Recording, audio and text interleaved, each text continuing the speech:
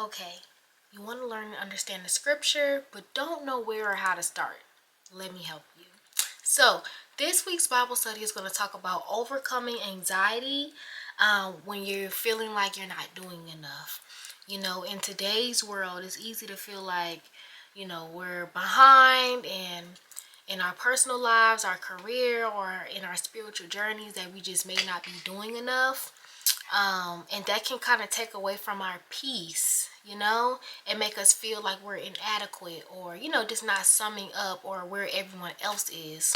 So God calls us to rest in Him, trust in His timing, and understand that our worth isn't based on what we're doing, but our love in Christ.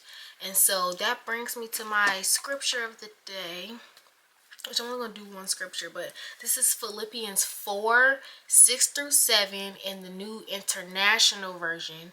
And it says, "Do not be anxious about anything, but in every situation, by prayer and petition, with thanksgiving, present your requests to God.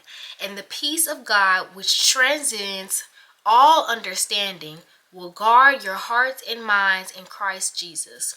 And so I really like that one because it hits it right on the nail. Don't be anxious. Don't have anxiety when it comes to things. Go to the Lord about it. Trust in His plan and in His timing, knowing that He's always doing things that is for your good.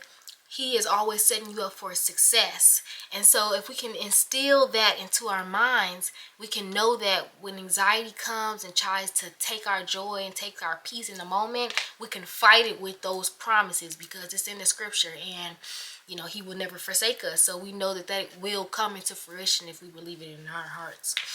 And so I just want to break down the text a little bit. And so when it says, in every situation by prayer and petition. So, again, pray everywhere you go. Pray in every situation. If you're feeling any type of doubt, any type of confusion, pray about it. Tell God to reveal it to you. And even if you are having anxiety and you weren't able to pray about it right then.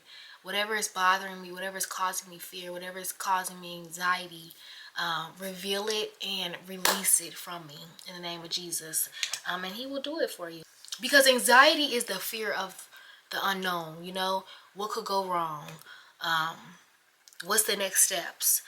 Anxiety will not allow you to focus on the goodness of the Lord and what He has done for you and what He's about to do for you in the future, because it just keeps you in a state of just weary and uneasiness and uncomfortableness.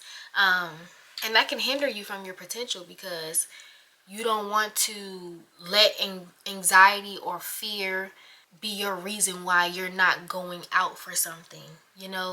That is probably the largest form of self-sabotage, if you ask me. Yes, things are going to be a little scary and nerve-wracking when we're facing new problems or even, new things in our life that may be positive or, negative. However it goes, we're going to face some type of feeling, whether it's nervousness, anxiety, fear. But when we recite God's promise, when we recite His words, that's going to fight it. I am God's child. God's plan is for me to be blessed and be abundant. I am capable of all things through Christ. Everything that I set my mind to will be successful in the name of Jesus. All of these things are in the scripture. These are reminders when we read through our word. These are reassuring texts that I got you. If you stick with me, I got you. Anything you want to do, I got you. Because you're with me. You're doing it through me. And you love me. You're faithful. You're loyal to me. Just as I am to you. I was just thinking, I was at a fashion show yesterday. And I had felt fine the whole day. I wasn't, usually when I'm getting nervous or have some type of anxiety, my hands and my feet will sweat. And so, I was good the whole day. I didn't feel any type of nervousness. I was very confident because, we had practiced for this for over a month. So I was very confident in the night. And then literally maybe 10 or 15 minutes before the show starts, someone comes into the dressing room and says, I'm so nervous, I'm sweating and I'm just nervous. And I'm like, dang, I was doing so well. My hands and my feet not sweating at all. The second I stand up, hands sweating, feet sweating. And I just knew because, that kind of got into my head a little bit. It's like, oh, maybe I should be anxious, you know what I mean? But it's like when you have the spirit of the Lord on you, and my another model friend, she said that too. She was like, that was nothing but the enemy trying to get you. When you got the spirit on you and you feeling good, you feeling confident, knowing that God has you and that, he will carry you out and answer your prayers, it's literally nothing to worry about. There's no need to be anxious. And that's what I had to sit down and tell myself right before the show started. Like, hey, you're good. You're confident. We practice. You look good. You know what to do. You're good. God got you. We prayed over the show. You are good. And, suddenly that sweat and that feeling kind of dissipated because I'm reciting God's promise. I know God's character and I know what he has for me. So it's no need to even entertain, the state or feeling of anxiety when I know what my outcome will be when I have God involved. And I also just want to touch on how social media has created a lot of anxiety in our generation specifically, because we always see our peers doing extravagant things or these huge accomplishments, and we're kind of thinking like, well, I only have this, or I don't have anything at all. What am I doing wrong? I'm already such and such age, just really starting to beat down on yourself because of what someone else is doing. And we have to constantly remind ourselves that the internet is not real. Either sometimes they're not even really accomplishing those things, or they're just living a lifestyle or they're displaying a lifestyle that is not being lived truly. And so while we're sitting here, beating ourselves up and worrying why we didn't get it, that big 4-bedroom house that Susie got, that she probably used a VPN to get or something, just not taking the right steps, using the hard work and diligence to get what you want in life. When we're sitting there worrying about how she got that instead of what I need to do to make it through my goals, it can kind of take away, it's like looking at somebody else's plate. And then also we have to know that God's timing is unique within all of us, especially when it comes to our journey. So even if Susie did get the 4-bedroom and she worked hard for it, that was in her timing. Your time will come. You just have to stick with God. Keep praying for things. That's why they said prayer and petition. Keep praying for it. Don't stop. Never cease praying. Keep praying for the same thing. Make your request. Keep asking him. You're never gonna, I asked for this too many times. That's never a thing when it comes to God. If you want something, pray for it every single day, 3 times a day. It doesn't matter. Stay in prayer, because one day, the fruits of the prayer and you practicing to get to where that point is that you're praying for, it's going to come into fruition. You'll have the preparation and you'll have the fruits, And so that's why we have to wait on his timing. We can't rely on our own timing because we don't know what's ahead. We don't know what we need to dodge for. We don't know what we need to prepare for. He does. So we need to allow him to do it.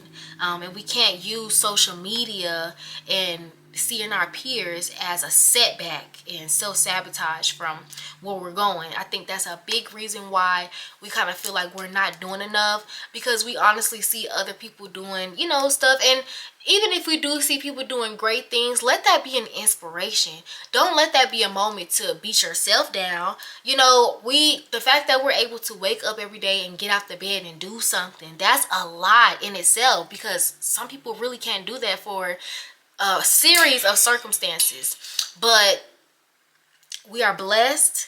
And the fact that we can do that one little thing makes us capable of all, through Jesus.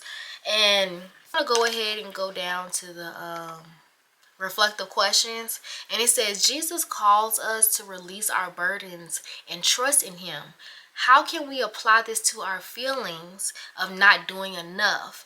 And so, like I said, just relying on his promises, Read the scripture, y'all. It's so many things that you'll read and highlight to kind of remember and give you reassurance. Or even as you're reading a story, there's some scripture lines that would just give you reassurance and just, let you know God is real and God is here for me. We need to just see that sometimes. We can't just go video to video or just hearsay. We have to read that for ourselves and interpret it for ourselves. So, read the scripture. Write down a few things that you can recite when you are having anxiety.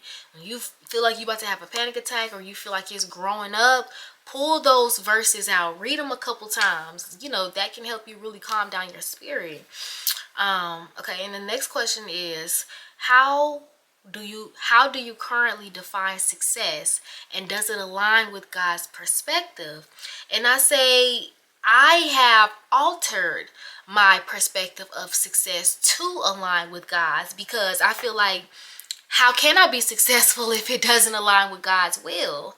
And so to keep myself from going through the hard way, let me just know what God wants, not know what God wants for me, but try to align myself, one, with discipline, with consistency, and then God will start to open up what he wants me to do, and that will automatically, bring me to my success. As long as I'm being obedient and I'm having my discipline, I'm being consistent with the Lord, he is going to open up what my next assignment is to be, what success looks like for me, because it looks differently in everyone. But I think having a very strong and consistent relationship is a great definition for success. If you're consistent with him and he's giving you everything, what else could you need or ask for? Genuinely. And so our last question says, how can you remind yourself daily that your worth is not based on what you do, but who you are in Christ? And I just say, like I said, recite those Bible scriptures. I have 3 scriptures on my whiteboard right now. As soon as I wake up in the morning and look to the right, I see those Bible verses. If I'm sitting on the edge of my bed and I'm feeling some type of way and I look up, I see those verses. And it really does, bring me back. Like, okay, I'm going through it, whatever's going on, but I'm reading these scriptures and it's giving me a lot of, hope and reassurance. And I'm back on track. We will remind ourselves that the more I pour into Christ, the more, fruits I will bear. That can kind of alter how we feel about ourselves and what we're doing. If I'm working hard in my craft that I really want to pop off and I'm staying consistent with the Lord, these things, it's going to come into fruition. It's going to pop off. We have to wait on the timing. We have to be obedient. And we just have to trust. That's genuinely all we can do. And so we're always going to close it out with a prayer. And I say, Lord, help me to find peace in your plan and not measure my worth by my productivity. Teach me to trust in your timing and embrace the season I am in. In Jesus' name, amen. I really hope that you guys enjoyed this Bible study. Please share it with at least one friend. Bye.